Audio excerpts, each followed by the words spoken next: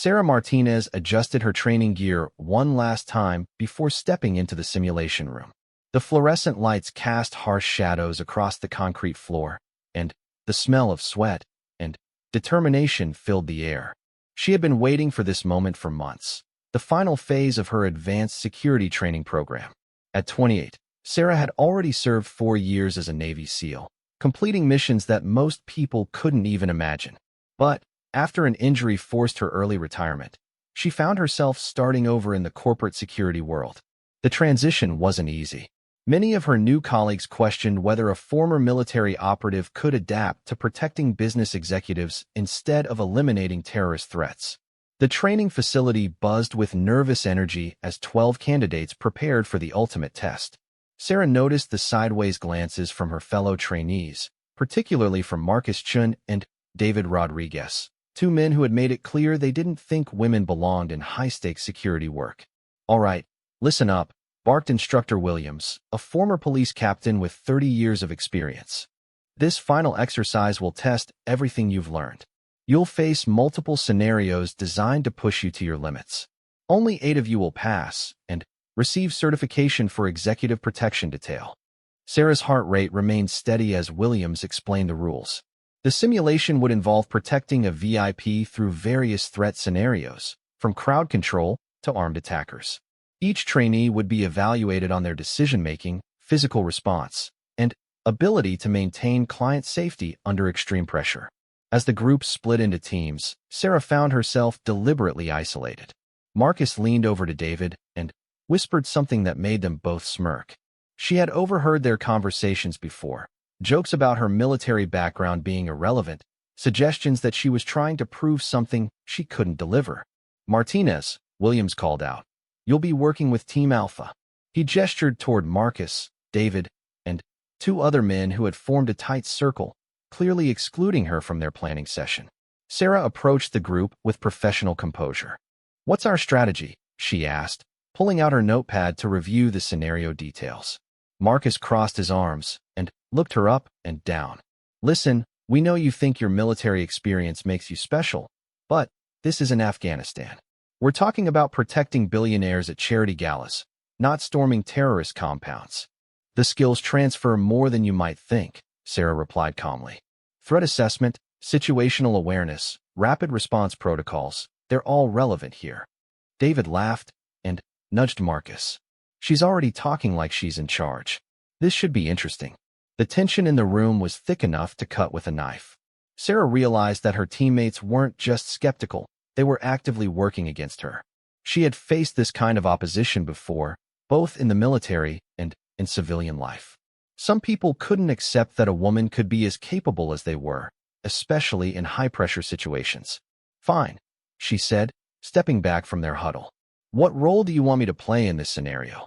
Marcus exchanged glances with the others before responding. "We've got the primary protection roles covered. Why don't you handle communications and stay in the background? Keep the radios working, that sort of thing." Sarah's jaw tightened, but she nodded. They were trying to minimize her involvement, push her into a support role where she couldn't demonstrate her real capabilities. It was a classic power play, designed to make her look incompetent when the evaluation began. The first scenario started 20 minutes later. The team was tasked with escorting a mock VIP through a crowded hotel lobby while identifying and neutralizing potential threats. Sarah watched as Marcus took point, with David covering the flanks and the other 2 team members scanning the crowd. She followed protocol, maintaining radio communication and watching for threats they might miss. That's when she spotted something the others hadn't noticed. A person in maintenance coveralls who kept adjusting his position to maintain visual contact with their VIP. His behavior patterns screamed surveillance, but when Sarah tried to alert the team through her radio, Marcus cut her off. "We've got this handled, Martinez. Just keep the comms clear." Sarah bit her tongue and continued observing. The suspicious individual was definitely tracking their movement, and she could see he was reaching for something in his tool bag. Her SEAL training kicked in automatically. Analyze the threat, calculate response options, prepare for immediate action. But her teammates were too focused on looking professional for the evaluators to notice the real danger developing right in front of them. The man in coveralls had positioned himself perfectly for an ambush near the elevator bank where they were heading. "Marcus," she tried again over the radio, "we have a potential threat at your 2 o'clock. Maintenance worker, exhibiting surveillance behavior. Negative, Martinez. False alarm. Maintain radio silence unless it's an emergency." Sarah watched in disbelief as Marcus led the team directly into what any experienced operative would recognize as a textbook ambush setup. The evaluators were watching carefully, and she knew they had planted this threat specifically to test the team's awareness and response capabilities. She had 2 choices: follow orders and watch her team fail spectacularly, or trust her instincts and risk being labeled as insubordinate. Sarah's military experience had taught her that mission success trumped ego every time. If her teammates wanted to prove she didn't belong, they were about to get a harsh lesson in what real tactical thinking looked like. The maintenance worker's hand emerged from his tool bag, revealing what appeared to be a weapon. Sarah's body moved before her mind finished processing the threat. Years of combat experience had programmed her responses to be automatic and decisive. Sarah's movements were fluid and precise as she closed the distance between herself and the armed threat.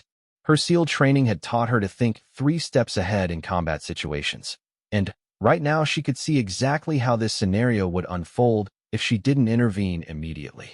The maintenance worker had nearly completed his weapon draw, his finger moving toward the trigger as he aimed at their mock VIP. Sarah calculated angles and timing in milliseconds, her brain processing the geometry of the situation with deadly accuracy. She had one chance to neutralize the threat without putting anyone else in danger. She launched herself at the attacker in a controlled tackle, her shoulder connecting with his midsection just as his weapon cleared the tool bag completely. The impact sent both of them tumbling to the ground, but Sarah maintained control throughout the fall, using her momentum to pin the threat while simultaneously controlling his weapon hand. "Threat neutralized," she called out, applying a submission hold that kept the actor playing the attacker completely immobilized. The weapon clattered harmlessly across the floor, well away from where anyone could reach it. Her teammates stood frozen for several crucial seconds, their mouths hanging open as they processed what had just happened. Marcus was still fumbling with his sidearm, completely out of position to respond to the threat. David had taken cover behind a pillar, leaving the VIP completely exposed. The other 2 team members were scanning the wrong directions entirely, having missed the threat development from beginning to end. Instructor Williams stepped forward, his stopwatch showing that Sarah had identified, engaged, and neutralized the threat in under 8 seconds from initial contact. The other evaluators were scribbling notes furiously, clearly impressed by the textbook execution of threat response protocols. "Outstanding work, Martinez," Williams announced. "That was exactly the kind of rapid threat assessment and decisive action we're looking for in executive protection specialists." Marcus's face flushed red as the implications sank in. Not only had Sarah saved their team from complete failure, but she had done it while being actively sidelined and ignored by her supposedly more experienced colleagues. She broke protocol, Marcus protested, his voice tight with embarrassment. "We're supposed to work as a team, not have individuals going off on their own." Williams turned to face Marcus with a stern expression. "Protocol exists to protect the client, not to stroke your ego." Martinez identified a legitimate threat that the rest of you completely missed, communicated it properly through established channels, and when that communication was ignored, she took appropriate action to prevent harm to the VIP. Sarah helped the actor playing the attacker to his feet, checking to make sure he wasn't injured from their takedown. Her professional demeanor never wavered, even as she could feel the hostile stares from her teammates burning into her back.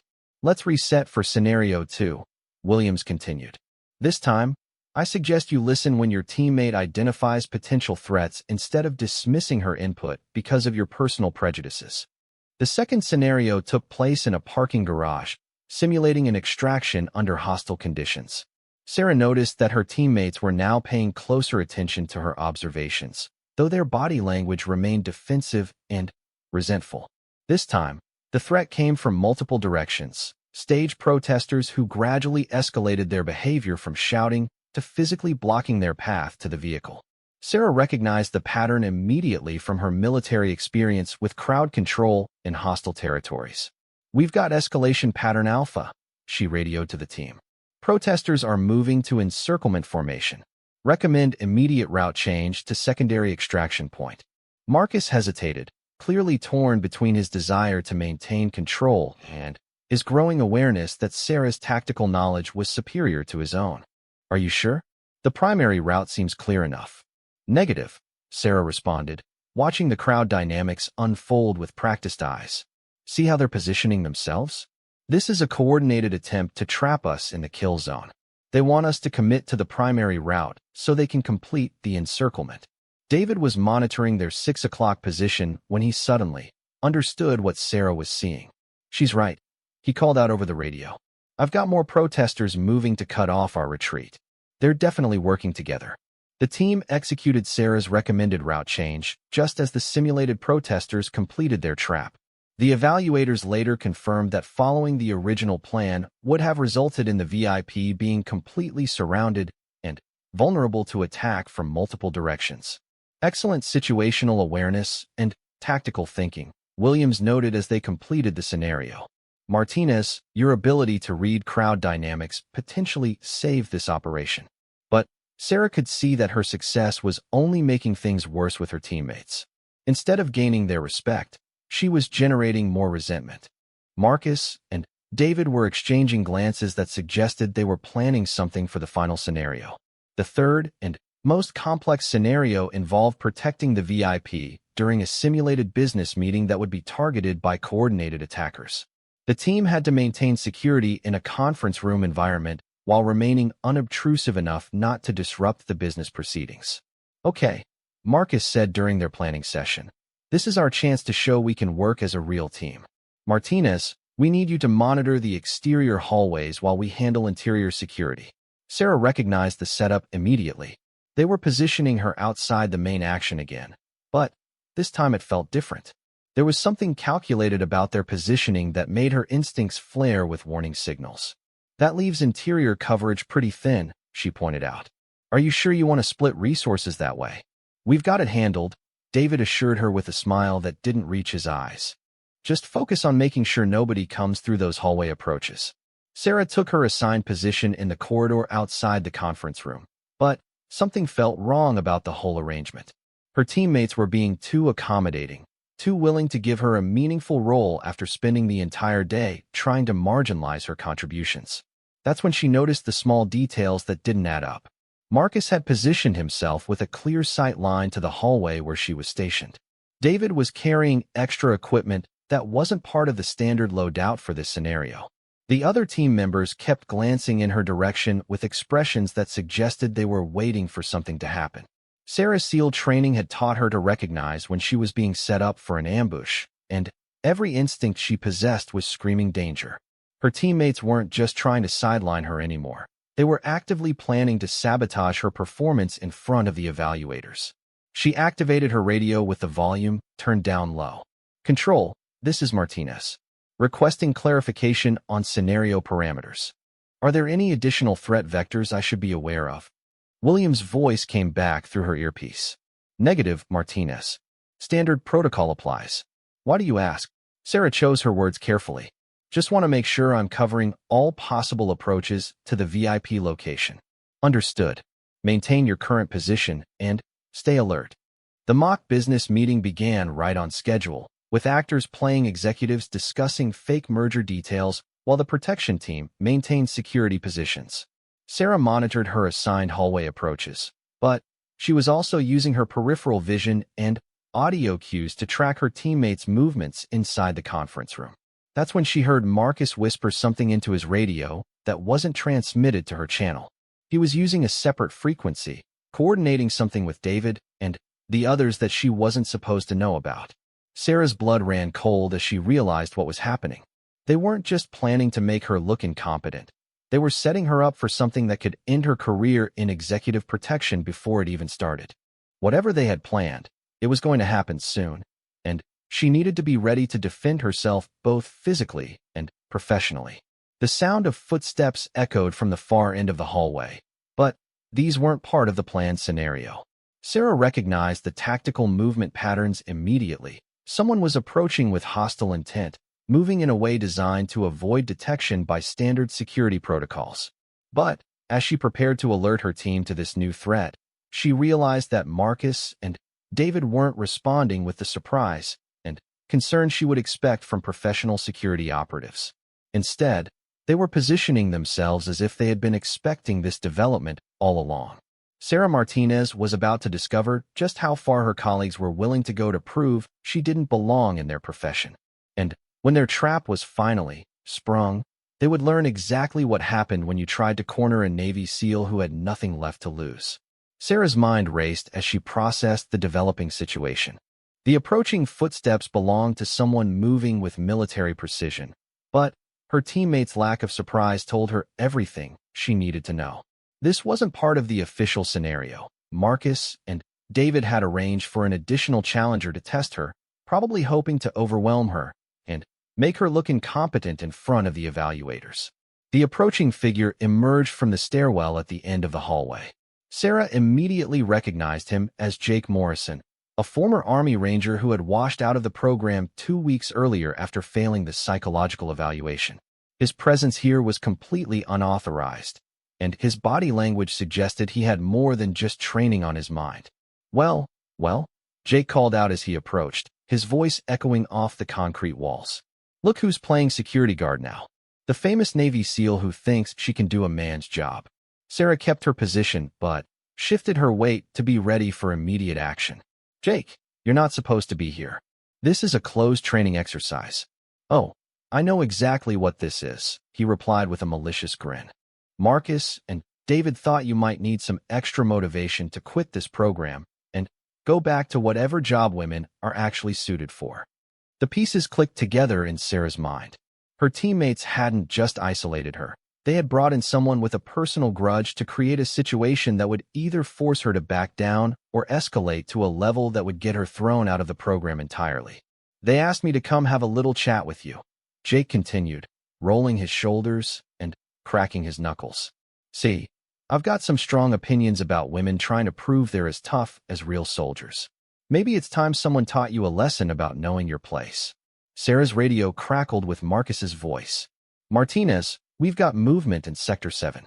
Investigate and report. She realized he was deliberately sending her away from the conference room, isolating her further for whatever Jake had planned. Negative, Sarah responded calmly. I have a situation in my current location that requires immediate backup. That's not your call to make. Marcus shot back. Follow your orders and investigate Sector 7. Now, Sarah understood the full scope of their plan now. They were trying to get her alone in a secondary location where Jake could confront her without any witnesses or evaluator oversight. If she followed Marcus's orders, she would be walking into a trap. If she refused to follow orders, they could claim she was insubordinate and unsuitable for the program. But Sarah Martinez had survived 4 years as a Navy SEAL by refusing to be backed into corners, and she wasn't about to start now. Control, this is Martinez, she said into her radio, switching to the evaluator frequency. I have an unauthorized individual in my sector who is making threatening statements, requesting immediate supervisor intervention. William's voice came back immediately. Copy that, Martinez. What's your current status? Individual appears to be Jake Morrison, former program candidate. He's approaching my position with what appears to be hostile intent. Jake's expression shifted from confidence to anger as he realized Sarah wasn't going to be intimidated into handling this quietly. You're making a big mistake, he growled, picking up his pace toward her position. Actually, Sarah replied, settling into a combat stance that had served her well in dozens of real-world confrontations. I think you're the one making the mistake. Jake rushed forward, throwing a haymaker punch designed to overwhelm her with brute force. But Sarah had faced much more dangerous opponents in actual combat situations, and Jake's attack was telegraphed and clumsy compared to the life-in-death battles she had survived overseas. She sidestepped his punch effortlessly, using his momentum against him to send him stumbling past her position. As he tried to regain his balance, Sarah executed a perfect leg sweep that sent him crashing to the ground. Stay down, she warned, maintaining her defensive position as Jake struggled to get back on his feet. "This isn't over," he snarled, pulling himself upright and preparing for another attack. "Yes, it is," Sarah replied with deadly calm. "You have two choices. You can walk away right now, or I can demonstrate exactly why Navy SEALs are considered elite warriors." Jake made his choice by launching himself at her again, this time attempting a tackle that would bring them both to the ground, where he could use his size advantage. But Sarah was ready for this tactic too. She caught his momentum with a perfectly timed judo throw that sent him flying through the air before he crashed hard against the concrete wall. The impact knocked the wind out of him completely, leaving him gasping and dazed on the floor. "Threat neutralized," Sarah reported into her radio, standing over Jake's prone form. "Subject is conscious, but no longer combative." The sound of running footsteps echoed through the hallway as Instructor Williams and two other evaluators rushed toward her position. Marcus and David appeared moments later, their expressions showing a mixture of shock and poorly concealed disappointment that their plan had backfired so spectacularly. "What the hell is going on here?" Williams demanded, looking from Sarah to Jake and then to her teammates. "Morrison approached my position making threatening statements and then initiated physical contact," Sarah reported with professional precision. "I defended myself using minimum necessary force and successfully neutralized the threat." Williams knelt beside Jake, who was still struggling to catch his breath, but didn't appear to be seriously injured. "Morrison, what are you doing here? You're not authorized to be in this facility." Jake's eyes darted toward Marcus and David before he looked away. I wanted to talk to her about something." "And did anyone give you permission to enter this training exercise?" Williams pressed. The silence that followed was deafening. Marcus and David exchanged nervous glances, but neither of them spoke up to claim responsibility for Jake's presence. Sarah watched the scene unfold with satisfaction. Her teammates had tried to create a situation where she would either be intimidated into quitting or provoked into a confrontation that would damage her professional reputation. Instead, they had given her the perfect opportunity to demonstrate exactly the kind of skills that made her valuable to any executive protection team. "Martinez," Williams said, turning to face her, "excellent threat assessment and response. You identified an unauthorized individual, attempted to de-escalate the situation through proper channels, and, when forced to defend yourself, you used appropriate force to neutralize the threat without causing serious injury." He looked back at Marcus and David with obvious disappointment. "As for you two, we'll be having a very serious conversation about how an unauthorized individual gained access to this facility during a closed training exercise." The final evaluation scores were posted 2 hours later. Sarah Martinez had earned the highest marks in threat assessment, tactical response, and professional conduct.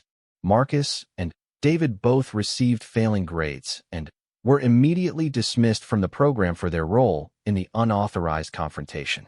As Sarah cleaned out her locker and prepared to leave the training facility, Jake approached her one last time. His earlier hostility had been replaced by something that looked like grudging respect. "Look," he said quietly, "I want you to know that what happened today wasn't personal. Marcus and David, they convinced me that you were getting special treatment because of your military background. They said you needed to be taken down a peg." Sarah looked at him with calm eyes. "And what do you think now?" Jake rubbed his bruised ribs and managed a rueful smile. "I think maybe they were right that you got special treatment. But not the kind they meant. You got the kind of training that makes you dangerous to people who underestimate you." 3 weeks later, Sarah received her first assignment as a certified executive protection specialist. Her client was the CEO of a major technology company who had been receiving death threats from a former employee. The assignment required someone with advanced tactical skills and the ability to blend into corporate environments without drawing attention. Sarah's new team leader reviewed her training scores and military background before their first briefing. "I've heard some interesting stories about your final evaluation," he said with a smile. "Something about you handling 3 scenarios and an unauthorized combatant in the same afternoon." "Just doing my job," Sarah replied with characteristic modesty. "Well, based on what I'm seeing here, you're going to fit in perfectly with our team. We don't care about politics or gender. We care about competence and results. And Your record suggests you deliver both. As Sarah prepared for her first real assignment, she reflected on the lessons learned during her training experience. She had discovered that some battles were worth fighting, not just for personal vindication, but to prove that excellence and professionalism would always triumph over prejudice and politics. Her SEAL training had taught her to adapt to any environment and overcome any obstacle. Now she was applying those same principles to a new career where protecting others was still the mission, but the battlefield had shifted from foreign deserts to corporate boardrooms. The men who had tried to corner her during training had learned a valuable lesson about the difference between reputation and reality. And Sarah Martinez had proven once again that underestimating a Navy SEAL was a mistake that people only made once. Her phone buzzed with a text message from her new team leader. First assignment starts Monday. Client situation is more complex than initially reported. Hope you're ready for some real action. Sarah smiled as she typed her response. Always ready.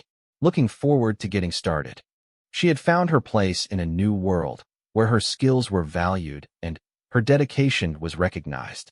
The transition from military service to civilian security had been challenging, but she had navigated it successfully by staying true to the principles that had made her an elite warrior in the first place.